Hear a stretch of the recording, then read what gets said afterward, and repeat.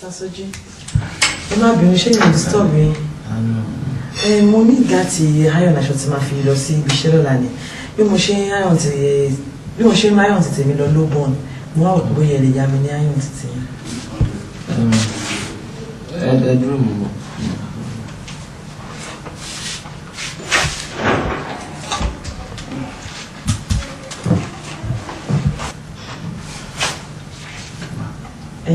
Ẹ ṣe gan. Ẹ ṣe ó ṣiṣẹ́ ṣá. Ó ṣiṣẹ́. Ó dẹ̀ wá òkè.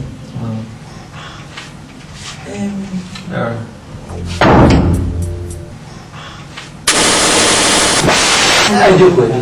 Ẹ ṣe. Mo ní kí wá dá ayọ̀ ní padà ni.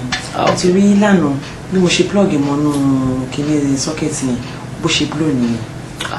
Then ó ní àwọn oníwàsí kan tó ẹ̀ṣẹ̀ kan ẹlẹ́nu tó mẹ́ta yìí. Sọ ọ̀rẹ́ mi kan ló fún mi níbi iṣẹ́ léèrè pé kí n lọ gbọ́. Unfortunately ìgbà tí mo fẹ́ máa gbọ́ lọ bí CD player mi ṣe bọ́ọ̀ nìyẹn. Mo sì wọ́n ní mi mọ̀ bóyá ẹ máa gbà kí n wo bíbá kí n àti níjọ gbọ́ mi.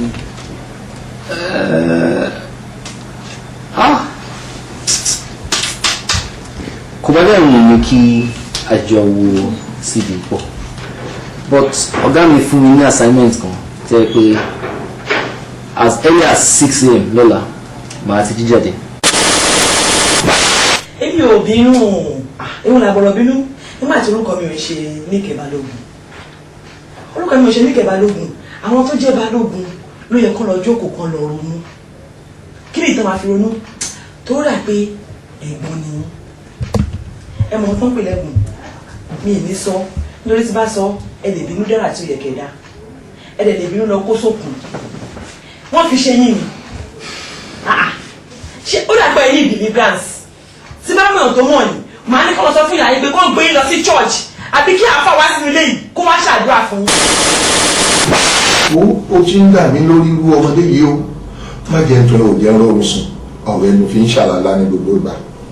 Ó dáa o ẹ jẹ́ kí n sọ ọkọ fún yín ẹ jẹ́ kí n jẹ́ the last time tí mo wá sínú ọ́fíìsì mi and for your information mo ti ní ọkọ tèmi o mo dẹ̀ ti lóyún. ó lè lóyún mo mọ̀ pé ò tí lè lóyún nígbà tó ti gba permission ó ṣe máa lóyún mo mọ̀ pé ó lè lóyún tàn mí ni.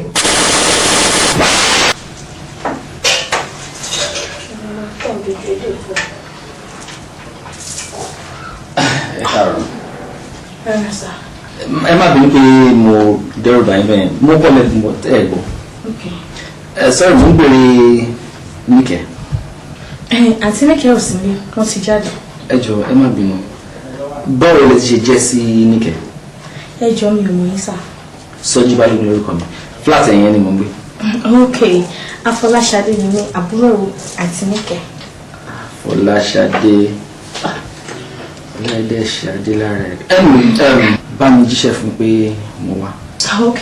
Wọ́n ti mọ̀ Balógun.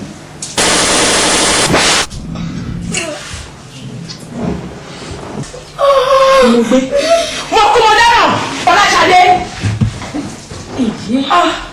Mo gbé Sọ́jí. Ṣé ẹ̀sìn wọn kan fún ẹ tó ẹ̀kọ́ sí ló ń pa ẹ́ àgbọ̀n ló ń kún ẹ̀ kójú ẹ̀ kó tètè là ìwọ fún àbúrò mi lórí Fọláṣadé ó fún mi ní oyún máa fi hàn pé ẹni tó dún ẹ náà lọ́jọ́ kìíní àná ó gé ìkàjẹ́ gbẹ̀yìn ni ìbá fẹ́ ṣe fún ẹ tí bá ṣe fún ẹ bọ́ wọn ló ní ṣerú ẹ̀ mọ́.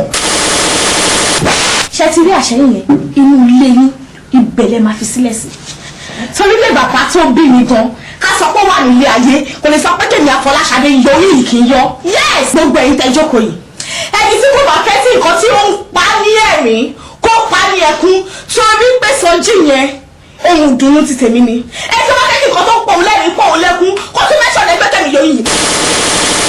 ṣẹlẹ̀ ìgbésẹ̀ wo yẹn ó nífẹ̀ẹ́ yìí gan-an ṣùgbọ́n ó fẹ́ kẹ́yìn méjèèjì kẹjọ wà gẹ́gẹ́ bíi tọkọtaya. Let me say the fact. Yes, so now, no opportunity.